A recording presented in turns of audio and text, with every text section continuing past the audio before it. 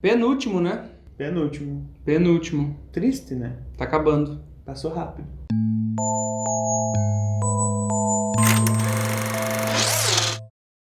E aí, Rocambólers, eu sou o Jean. Eu sou o Thiago, esse é o canal Rocambole. A gente fala de filme, a gente fala de série e a gente tá acompanhando semanalmente o We Are Who We Are da HBO. Estamos comentando cada novo episódio da série, então se você também está acompanhando o We Are Who We Are, se inscreve, deixa o seu like e caso tenha perdido algum vídeo, os links dos outros estão aqui na descrição. Porque esse vídeo é pra quem assistiu o 7º episódio da série que foi ao ar no dia 26 de outubro. É um vídeo de análise do Right Here, Right Now 7, então você já sabe, vai ter spoiler o tempo todo, é por tua conta e risco. Esse foi o episódio mais denso, né? Sobre luto, sobre morte, como as pessoas lidam com isso. Sobre como cada uma dessas pessoas que a gente vinha acompanhando reagiu à morte do Craig, né? E causou um desequilíbrio, uma desestabilização nesse pequeno ecossistema que é a base. E no geral, esse foi um episódio muito mais escuro do que os outros. Foi. No anterior, a gente já tinha visto um acinzentado, um nublado, e essa ausência de sol continuou aqui. A gente estava acostumado a ver essas pessoas num cenário muito ensolarado, muito iluminado. E nesse foi chuva o tempo inteiro. E tem o rolê da casa também, né? Sim. A casa que a gente visitou, que a gente invadiu lá no episódio 4, agora ela tá totalmente num outro contexto, um ambiente muito mais sombrio e que causa uma outra sensação na gente mesmo. Tá tudo meio nebuloso, como se eles não soubessem o que vai ser do amanhã, sabe? E como a gente tinha imaginado antes, o Craig morreu. Só que alguns militares da base estão achando que a morte deles foi por despreparo ou alguma coisa nesse sentido. E não foi uma falha no rastreamento de bombas. Foi algo que aconteceu e que se eles tivessem tido mais preparo e mais tempo de treinamento, talvez não tivesse evitado mesmo, porque era o caminho da guerra. Eles nem chegaram a lutar, não foi por falta de treinamento, mas foi por um descuido logístico ali, né? Aí eu não sei o quanto isso tem a ver com a Sarah. E é curioso como eles precisam fazer algumas coisas por obrigação na base, né? Por exemplo, aquele momento da oração, em que absolutamente todas as pessoas param por conta da morte deles. Mas nossa, essa sequência é maravilhosa, na real, ela é muito bonita. É realmente uma parada forçada, é um baque ali naquela base, todo mundo para o que tá fazendo, é quase um botãozinho de pause, sabe? Pra todo mundo refletir sobre o acontecimento. E aí eu acho que a minha cena favorita do episódio é aquela troca de olhares entre a Caitlyn, o Danny, a Brittany e o Fraser até, quando eles se dão conta de que quem morreu foi o Craig. E essa tomada de consciência é muito forte, eu achei o momento mais emocional do episódio pra mim. E o Fraser reage com uma frieza sobre isso tudo. Eu acho que ele reage assim porque ele tem uma aversão a esse universo militar, mas a maneira dele expressar isso não é a melhor. Não, foi insensível, na real. E é isso, ele é filho de duas mulheres ligadas ao universo militar. Mas eu acho que ele, como pessoa, não gosta muito desse universo, não. E quando ele diz pra Caitlyn, ele era um soldado, é como se ele estivesse dizendo, ele sabia que ele ia morrer, ele tava ali pra isso, ele escolheu isso. Correndo esse risco. Só que aí é uma alfinetada pra Caitlyn, Sim. Porque ela já falou que quer ser soldado e tal. No fim das contas, o Fraser tem a necessidade de controle, assim como a mãe dele. E isso resulta num tapa que a Caitlyn dá na cara dele. Mas foi merecido, né? Foi.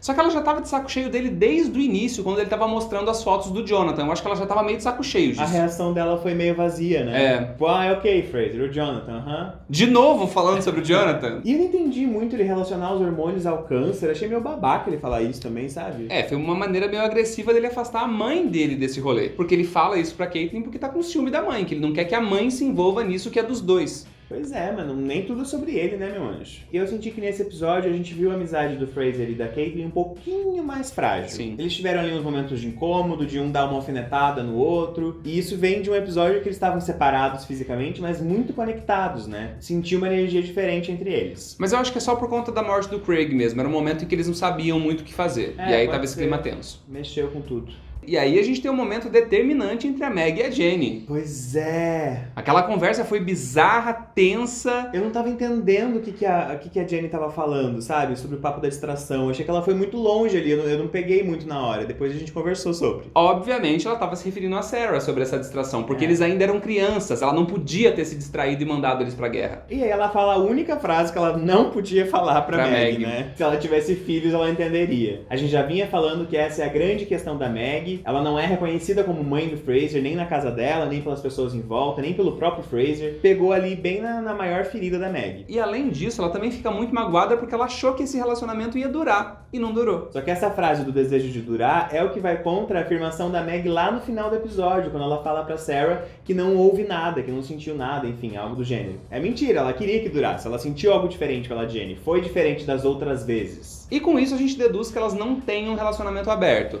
Esses são casos casos extraconjugais da Meg e que a Sarah sabe. Eu acho que pra Sarah é mais uma coisa tipo de, eu sei que a Meg é assim, eu vou ter que aprender a lidar com isso, bola pra frente. Só que agora ela sacou que rolou um envolvimento diferente. E ela se impõe, ela fala, eu quero que vocês terminem. Será que isso aconteceu das outras vezes também? Acho que não. Sim, porque se é diferente, nas outras provavelmente a Meg ficou e abandonou a pessoa. E aí, por outro lado, a Meg ficou magoada com a Jenny, né? Muito, ficou com o ego ferido, né? Foi lá e mexeu os pauzinhos pra pedir uma transferência pra família inteira. Em relação à postura do Richard, concordo completamente. Agora ela falar que a Caitlyn não é uma boa influência pro Fraser, achei nada a ver, achei bizarro. Uma forma meio apelativa de conseguir Sim. o que ela quer, né? Poxa, Meg, te defendi tanto, sabe? Aí dessa vez você errou. Ela tá brava com a Jenny, mas ela tá brava com seus próprios sentimentos também, sabe? E ela quer afastar. Ela tá com uma necessidade de afastar essa mulher da vida dela, essa família inteira. Nossa, e o que foi o Richard surtando no velório? Culpando a Sarah, bêbado, agressivo. Nada que a gente já não esperasse, né? Mas eu acho que de todas as reações Walk que ele teve na série, essa é a que eu mais entendo. Porque ele tinha uma relação com o Craig, era o melhor amigo do filho dele, era uma pessoa muito mais nova. Eu entendo esse sentimento de revolta, sabe? Mas nesse nível, qualquer coisa que o Richard faça já tá assim, Mas é porque é sobre isso, é sobre como as pessoas reagem. As pessoas reagiram de formas muito diferentes, cada uma delas, nesse episódio. E o discurso da Sarah, de certa maneira, desencadeia essa reação dele também, né? Foi um discurso ó. Foi. Existem aqueles que têm que pagar pela nossa tranquilidade. Bem ruim essa frase, né, Sarah? É um discurso muito impessoal, né? E é soldado, alguns vão morrer mesmo, a gente tá de boa aqui e é isso que a gente tem pra hoje. Não é o que ela quer dizer, eu acho, porque a Sarah sofre depois, Sim. a gente vê que ela não tá bem com a situação. Mas não soube escolher as melhores palavras. Pois foi um discurso meio covarde. Assim como o Fraser naquele outro momento. Mas uma coisa que me deixou intrigado nessa sequência é o fato da Jenny botar o Richard pra dormir no sofá. Será que algo vai mudar? Eu acho que sim. Eu tô pensando em que a Jenny vai dar um basta nessa relação. Porque ela botou o Richard pra dormir no sofá e ficou ali, sentada do lado, plena, pensando na vida. E ele fala que ele sempre amou ela, nunca deixou de amar e tal, e ela tá ali. E eu acho que ela não vai mudar a vida dela pra ficar com a Meg, mas vai mudar a vida dela por conta da influência que a Meg teve na sua vida. E a gente vê o grupo de amigos tentando se unir de todas as formas possíveis pra conseguir encarar a morte do Craig. E tivemos a confirmação de que o Danny e a Valentina estão tendo um trelelê ali. Não sabemos se era algo que já vinha de antes, ou até que o Craig soubesse disso, né? Não sei. Eu acho que não vinha de antes. Acho que foi uma reação pós-ida do Craig. Eles acabaram se unindo ali, as duas pessoas que mais sentiam saudade dele, de um jeito esquisito. Não sei não, eu desconfio disso, viu? Acho que já rolava antes sim. E o grupo não aceita o Fraser nesse momento, mas ainda assim a Caitlyn vai junto. Mas faz sentido, né? Claro que faz, é sobre o Craig, é sobre o momento que eles estão passando. E aí a decisão deles é de voltar pra casa que eles invadiram antes, porque ali foi a última memória com o Craig, foi do casamento dele com a Valentina e tal. Eu sinceramente não curti muito essas cenas da casa. Aquele rolê deles drogados, batendo nas coisas, da outra vez a invasão não me incomodou, mas dessa vez me incomodou. Rolou um quebra-quebra de tudo, eu não consegui me conectar com eles, pra mim parecia tudo fingimento. A Valentina sentada lá, o Danny dando soco nas paredes, não curti. E pra Caitlyn, a morte do Craig acabou dando uma pausa no processo de descoberta de autoconhecimento que ela tava, né? Ela tinha uma consulta marcada com o doutor, acabou não rolando, e aí ela volta a se envolver com o Sam de alguma maneira. Eu acho bem possível que a Caitlyn deu uma pausa agora.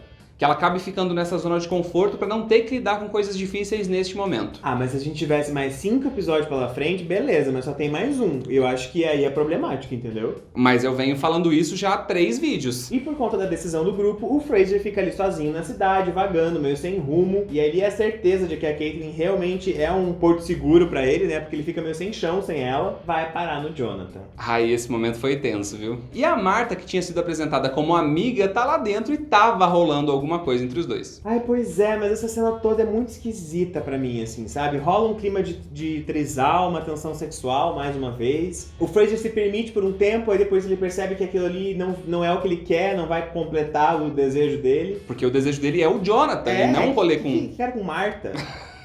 Mas ao mesmo tempo, dessa vez, eu senti um clima de sedução muito mais escancarado, de uma forma manipuladora, sabe? Tipo, usando mesmo a inocência e o desejo do adolescente. Eu achei que levou a relação pra um lugar bem mais problemático e de brincar com os sentimentos do Fraser mesmo, sabe? As coisas não foram muito bem, e o Fraser percebe isso, tanto é que ele fica mal, ele chora, ele sai correndo dali, porque eu acho que ele tava esperando ter um momento especial com o Jonathan, sabe? Ele idealizou uma parada a partir da perspectiva dele de adolescente, não tinha muito como ele não se frustrar com com isso. Mas agora eu mudei de ideia. Eu acho que o Fraser, sendo da maneira como ele é, ele não vai mais querer alguma coisa com o Jonathan. Eu acho que ele vai ficar magoado e vai ficar talvez até com raiva, sabe? Aí vamos pro Danny, que eu acho que é a pessoa que mais está relacionada à morte do Craig na série toda, porque ele é a pessoa que mais ficou afetada mesmo. Era o melhor amigo dele, eles tinham uma relação muito íntima, muito forte, e era a reação dele que eu tava temendo, assim, sabe? Eu não sabia pra que lado ele iria e como ele reagiria e como terminaria esse episódio. Fiquei apreensivo. Porque ele já tinha falado em se matar, em terminar com tudo, né? E aí, nesse sentido, tem uma resolução muito legal. Antes dessa sequência final, lá no meio do episódio, a gente tinha visto o Danny muito desnorteado. Quando ele tá indo em contra a Valentina, aquele plano subjetivo, ele tá perdido, ele tá à deriva, ele tá sem rumo. E isso que foi me deixando angustiado, tipo, de onde ele vai parar. E nesse episódio se falou de Deus, oração, que Deus não existe em lugar nenhum. E ele busca o conforto e a saída, o caminho dele justamente na religião muçulmana. Mas sabe por que eu achei muito legal? Porque a gente viu o Danny inquieto todos os episódios. Ele tava sempre sentindo uma falta, uma ausência, e ele meio resistente a tudo. E nesse final, parece que ele encontra um lugar de quietude, sabe? De esperança, de paz. É o início de um encontro com ele mesmo, que era o que ele tava buscando. E é isso tudo subindo a câmera, aquela imagem de cima, chovendo, lavando essa base militar, sabe? É o clichêzão da chuva lavando mesmo, sabe? Mas muito bonito. E aí a gente vê esse olhar lá de cima, meio onipresente.